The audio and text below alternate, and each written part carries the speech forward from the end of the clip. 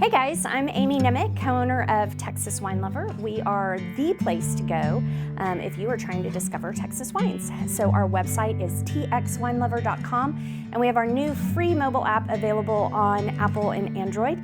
So if you don't already know us, you should check us out, and it's a good way to know all 510 wineries in the state of Texas. So I'm here in downtown Fredericksburg at Cabernet Grill. This is one of the hot spots in Fredericksburg for dinner, and they actually have the largest list of Texas wines available for you to enjoy with your dinner or even take a bottle home. Cabernet Grill started in 2001, and the team here, Ross Burtwell and his wife Mariana, are the chefs, and they are always cooking up something delicious. He actually made us chocolate chip cookies this morning. They were still warm. So if you can't tell, I love this place, and it should definitely be on your list if you are in Fredericksburg. So I'm here this morning with Sarah Garrett. Sarah and her husband Brice are owners of Serrano Wines in High, Texas, so on 290 between Johnson City and Fredericksburg. And Sarah is the winemaker, and she is joining us today to tell us a little bit about their brand and what she's doing in the wine world. So Sarah, tell us first, what did you do before making wine? So I did get into wine pretty much immediately after college. I was going to college in the state of Tennessee, not for winemaking though. I was studying economics, and my dream was to go into corporate banking, which I think is interesting that anyone would dream that, but that is actually where my natural skill set lies. And so I was in college and dating Brice, and I actually just wanted my resume to look good before going into the corporate world. And so my mom lived in Paso Robles, California, where she had a vineyard. And I thought a vineyard would look really good on a resume and coming into Atlanta and no one else having that sort of experience. So it was all strategy at that point. Going into my senior year of college, we worked on the vineyard for the summer, and it was cool, but I just never really thought of it as a future. I still thought of it as just where my mom lived um A part-time job. and a part-time job. And we went back for a senior year, and Brice really spent the entirety of that year trying to convince me that we should go back to California and become winemakers rather than go into the corporate world of Atlanta. And I had a really hard time imagining that.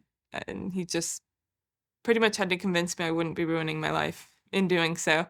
But it was so outside of my comfort zone, and I knew nothing about wine. I didn't drink any wine. I just knew nothing about that world. And so I thought, why would I ever want to go make it? And then it took a bad day of traffic in Atlanta to consider maybe this isn't a bad idea. So not that I'm trying to age you, but what year was that when you let Brice convince you and y'all went to California to jump all in with winemaking? It was officially 2015. So we graduated college in 2015 and moved out to California a month later and started our brand that year. So once we committed to it, we Went all in. yeah. So you were helping to make wines basically at a custom crush facility, which Yeah. is a place where someone who wants to own their own wine label can have wines made kind of to their palate, to their specifications. So you and Brice were there working on many different labels. Yeah. And at the same time that you were gaining experience and making other people's wines, you thought, what the hell? We're just going to make our own wine. Yeah, basically. I mean, it was a great experience being able to work for many different brands and seeing what did work and what didn't and what we kind of liked in the winemaking process. So we realized that at 22 years old, there weren't many wine brands aimed at us that were high quality wines. Finding that balance between really approachable, drinkable wines that still had body and complexity. And we thought there was a spot for a new brand of millennials and young people trying to find their way, and so we started Serrano with that intention. Um, So tell me about Serrano. Being a native Texan, having grown up here, When I hear Serrano, I think of a pepper, and probably most of our Texans here do. California obviously has its fair share of peppers and Mexican food as well, but you guys aren't from California. You guys are from Florida, and Brice is from Georgia. Yep. Went to school in Tennessee, transplanted to California. So tell us a little bit about where the name came from and what the meaning is behind Serrano wines. Yeah. So Serrano, the actual definition of the term in Spanish is like people from the mountains or something from the mountains or of the mountains or a Highlander. And we actually lived on a road called Vista Serrano Way, our very first house in Paso Robles. And when we were trying to figure out what our brand was going to be, you look at anything, you look at every word you can see and try to find inspiration from it. And we thought, what does Serrano mean? We looked it up, and it just fits so perfectly because where we went to college in Tennessee, it was the University of the South, but it's affectionately known as the Mountain. So as students, that's just how you referred to the college, was the Mountain. And so we met on the mountain, and then our first house being on that road. And then eventually Brice proposed on a mountain while we were snowboarding. And so all of our big life moments really just had to kind of do with the mountains. And it really defined our personal story. But also I love the symbolism of a mountain. I think it's something that everyone can identify with and connect to, in the sense of everyone has their own mountain in their life. And for us, it's building this brand and building this business. And but on a fundamental level, as humans, we all have some mountain. That's true. And that was really important to me, to have a brand that other people could identify with in addition to our own story. So it's not a pepper. Not a pepper. Now, being in the Texas hill country, we don't exactly have mountains. So have you thought about changing the label to Un Just a hill? Poquito Serrano? Yes. That'd be not a terrible idea. No, it's funny because when I'm a flatlander. I grew up in Florida, and there are Yeah. definitely no mountains over there. And yet our entire lives have become just surrounded by mountains and that imagery. I do find the humor in that. And speaking of imagery, Yeah, I do have it. you physically have an image of We the do live it. mountains. Yeah, thoroughly. The reason I wasn't afraid to get my logo tattooed on me was, even if Serrano were to go away tomorrow, the sentiment behind it still stands. And I Right. truly do believe in living that way. And it's obviously been a major part of my life. So Brice also has it tattooed on him. And we fully believe in what we're doing. So you guys have shared a quote with me before about the man on top of the mountain. Oh, yes. Pretty much one of my favorite quotes is, "Those on top of the mountain didn't fall there." And it's just such a great message for so many people. You see the success of people, and you don't always see the journey to get there, which usually is pretty tough. And on the tough days, I just try to remind myself that anyone who's ever been successful has had to go through something like this. And it's going to be hard, but it's worth it when you get to the top. Yeah. So you guys actually completely relocated your brand from Paso Robles to High, Texas. So tell us a little bit about how that came about. Why did you want to leave California, and how did you choose Texas? Yeah, it's kind of funny because it wasn't some big story. It was just kind of a one-off statement that then turned into an idea. But basically, Brice and I, we had our brand in Paso. We had a tasting room in downtown, but we didn't own anything else. We didn't own our own vineyard. We were buying grapes. We were custom cushing. We were renting our tasting room. We were renting our house. And also, being from the Southeast, we always knew we weren't going to die in California.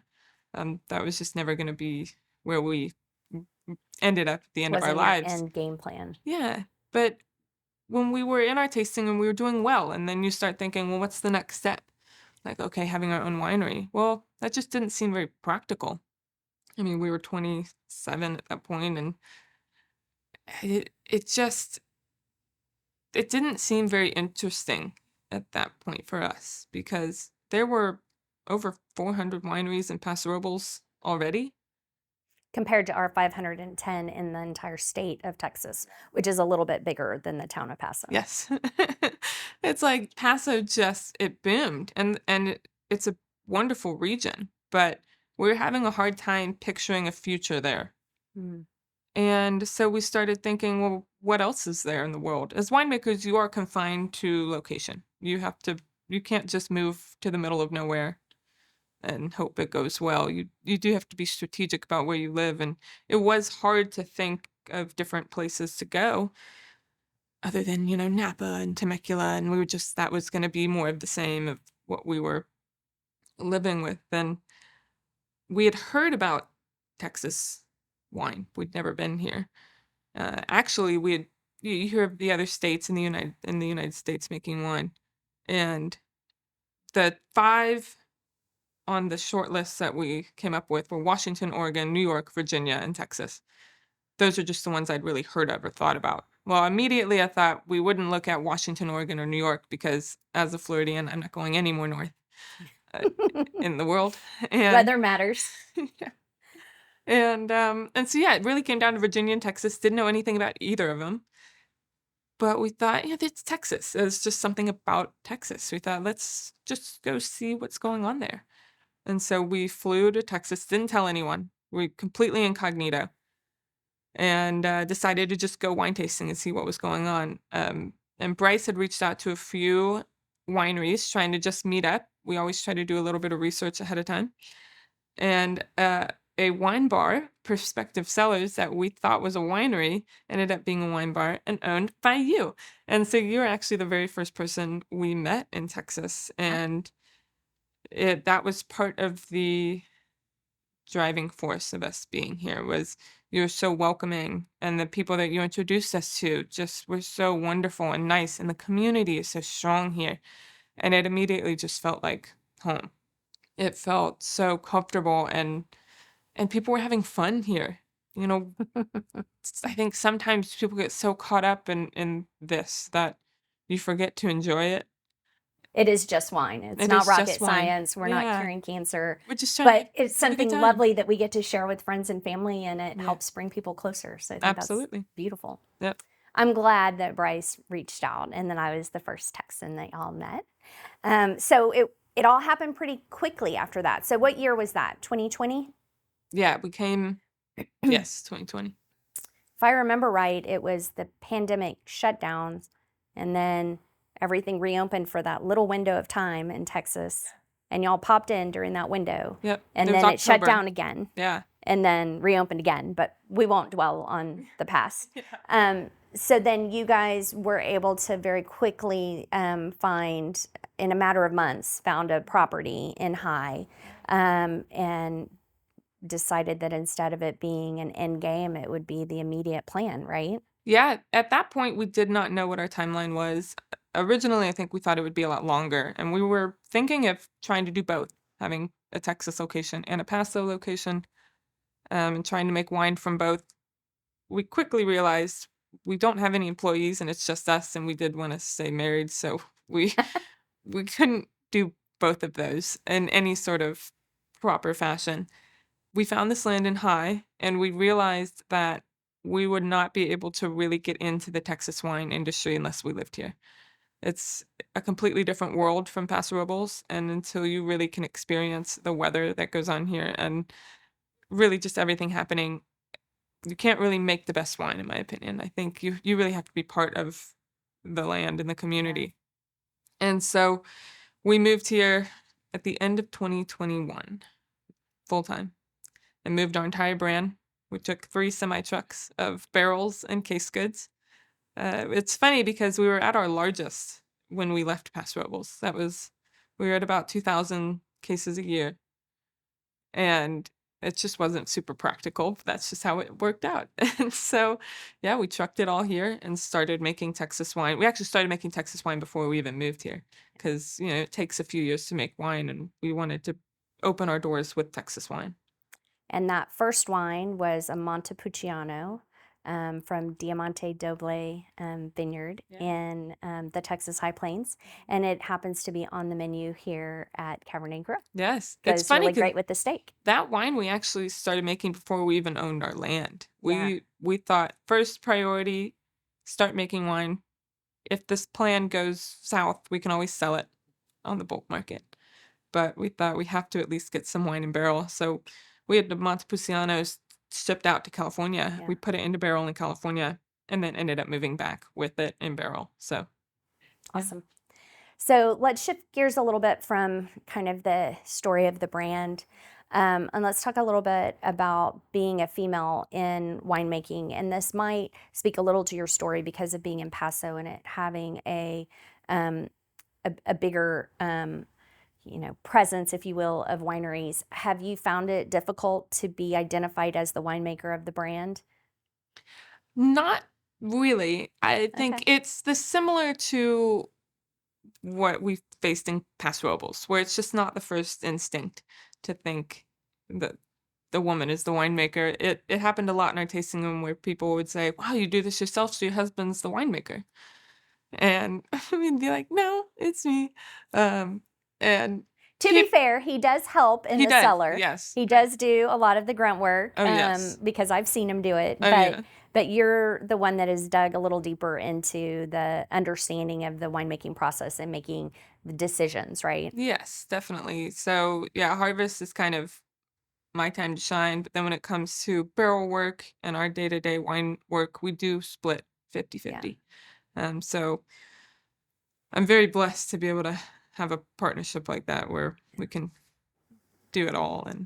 Um, and yeah, it actually, people are less surprised here, but I don't know if that's the region or the time. If it's just being 8 years into it, Maybe. it's gotten a little more normal. No one's ever had a problem with it. It's more that it's just not the expected Yeah. response at first. Do you think there's any advantage that women have over men when it comes to the art of making wine? Well, I haven't seen all the science on this, but I have heard that generally women have more sensitive like senses, I think taste Mm-hmm. buds, and I think that could be a benefit. But I do also think it is person to person. It's so unique to each person that if anything, I think being a woman just sets you apart right now, which is Not bad. not bad. Yeah. Yeah. I love paving the way. I like kind of bucking tradition and trying to challenge people's perceptions and what they think they're gonna get. And Yeah. Tell me a little bit about your philosophy with winemaking. Is there something, since you mentioned kind of challenging the norm yeah. as a individual, is there something you're trying to accomplish with your wine or a philosophy that you have with your brand? Yeah. So I would say our driving philosophy or goal is making wine that is approachable, like focusing on mouthfeel more than anything else, which I think a lot of people don't always think about, but focusing on approachable, mouthfeel driven wines that can be enjoyed by brand new wine drinkers and experienced wine drinkers with the same level of enjoyment. I think so many times people get very caught up in the numbers or the sales. There's just so many pieces that go into this that you can lose focus on what the actual goal is in this, which is sharing wine with people and making them happy. And if you're only serving wine that's appealing to one group of people in our population, I I think I would be failing as a winemaker. So it's making wine approachable, obviously in how it drinks, but also in how it's perceived in society. There can be a lot of snobbery in the Yes, wine wine world. can definitely be snobby and seen as very exclusive, and people can feel left out by that. And I don't like thinking that anyone would feel unwelcome in what we do. We make something that has been enjoyed in human history for thousands of years, and it's something so beautiful and natural, and there's so much story behind it. And for people to feel like they can't enjoy it because maybe they're too young or too inexperienced or They don't know the right don't know the words. rules. Yeah, that breaks my heart. So we really are trying to approach our brand with the mission of being welcoming to all people. Any question is welcome. Anything that you want to do to just enjoy this wine. If you want to drink it hot, if you want to drink it cold, it's your wine, it's your enjoyment. And no one should be shamed for enjoying wine how they want to. Yeah, I agree with that. And there's something really special about finding a spectacular bottle of wine that's very reasonably priced. And you're like, oh, I can open this on any old Tuesday. It doesn't have to be for a reason. Or maybe that's just me. There's definitely a time and a opening place wine for every day all of of the them. week. Oh, yeah. So, what do you like the best about being a winemaker? Like, what do you think? You weren't drawn to the field, pun intended, initially, but what has kept you? Like, what has made it become your passion and what you want to keep doing with your life? The word I keep coming back to is freedom. It's funny because my natural skill set is not that of an entrepreneur or a winemaker. I'm very numbers like focused. I really enjoy the practical side of finances, and I'm not naturally the creative. I'm actually more of the behind the scenes, business mind. And yet, as I've gotten more into winemaking, I have seen how much I love the freedom of the creativity and being able to make whatever I want. I mean, in reality, as a winemaker, there's so much freedom in what you can do. There's millions of different ways to make one wine, just based on what time you pick the grapes, what you age it in, what you ferment it in, what yeast you use, how long you age it.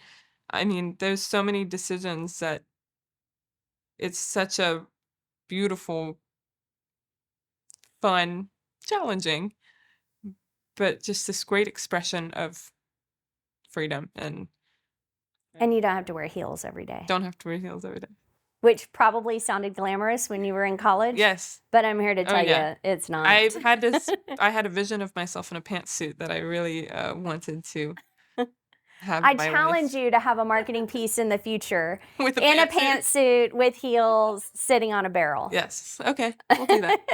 We can do that. Any thoughts or words of advice for a young person or an older person trying to pursue wine as a next career step?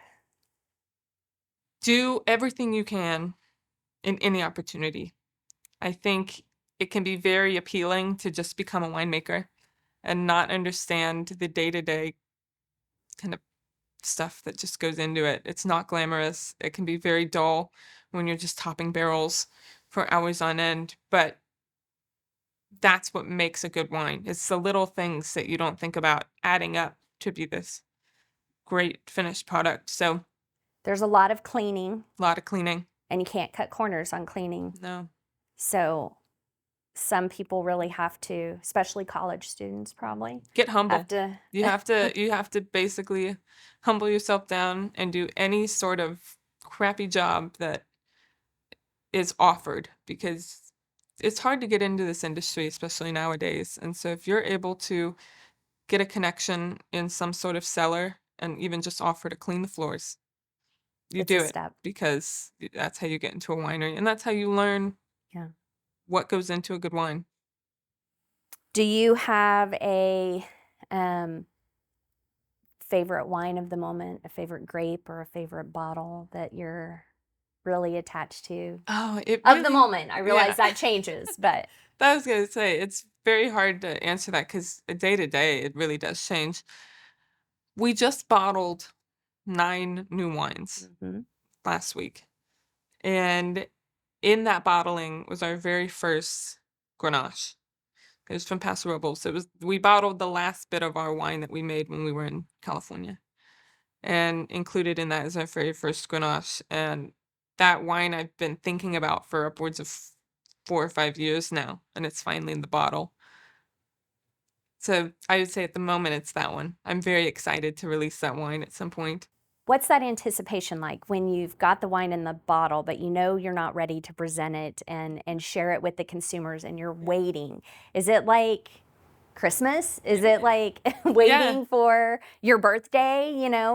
when you get to open the package? Absolutely, it is. And we're not really good at waiting. I mean, if anyone knows us, we always have our personal stash that we just have at home, and we'll just open it for anyone Just because we're try it. so excited. So we're not really actually good at holding off, but I will say it is incredibly satisfying and fun to share that wine with people at some point. Because we've been making this wine for, like I said, upwards of 4 years, 3 years, and then of course growing the grapes. And when the wine is in barrel, it's easy to not think about it day to day. It's just sitting there for 2 years. Then when it gets in bottle, the timeline starts to speed up, and you start to think, okay, what day can we officially sell this and share this with people? And Is it like a ticking clock in your head? yeah, because you also don't want to do too much ahead of time because I think people can get upset if they can't buy it yet. And so we have to be patient on our end. Like a teaser shouldn't last a year. Yeah. Yeah. What's the hardest part so far about making wine in Texas compared to California? I'd say the weather. Personally, that's been the biggest challenge is reacting to different weather patterns with a greater degree than what we had to deal with in California. When we were in California, it was still pretty much drought years, but other than that, the weather was fairly consistent. It didn't rain from March to November, and then it got cold and it rained, and then it didn't, and the grapes were great, and it was fine. Give or take a heat wave to about 120 that happened every summer. Whereas here, you're dealing with hail in May. You're dealing with a heat wave in December, or a random rain in the middle of summer where you can now get mold in your grapes and mildew. So you're dealing with a much more severe weather pattern here Yeah. that Kind of freak changes. occurrences. Yeah, Like I we have say something's freaky every year, yes. at least once, if not 3 times. Yeah, I would say you're mixing this kind of tropical weather pattern with an edgy Midwestern mixed in. So you get the wind that comes through here that I've never experienced before, mixed with that rain and then hail, and it's still 80 degrees outside. It makes no sense to me, but you do what you can. Yeah. But at the end of the day, you are farmers and you have to prepare for anything.